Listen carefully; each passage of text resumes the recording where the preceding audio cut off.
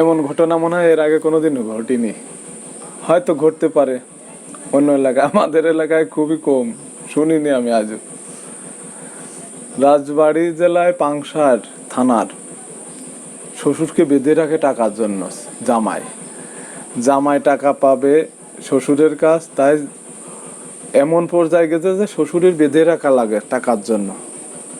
আসলে ভাই তুমি এটা কাজটা ঠিক করনি, শ্বশুর তো যাই হোক, এইভাবে তুমি তার বেঁধে রাখতে পারো না।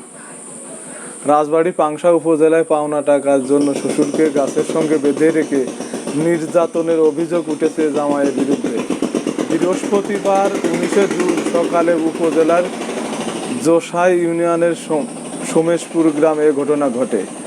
এদিকে খবর পেয়ে পুলিশ ঘটনাস্থলে পৌঁছে নির্যাতনের শিকার শ্বশুর সাইদুল প্রমাণিককে উদ্ধার করে। এ ঘটনার সঙ্গে জড়িত জামাই দাউদ মণ্ডল সহ 3 জনকে আটক করে। পুলিশ স্থায়ী সূত্র জানায়, সাইদুল প্রমাণিকের বড় মেয়ের সঙ্গে দাউদ মণ্ডলের বিয়ে হয় 7 বছর আগে। তবে তার আগেও শ্বশুর সাইদুল প্রমাণিক নিজের ভাগ্নে তথা ভবিষ্যৎ জামাই দাউদ মণ্ডলকে কাছে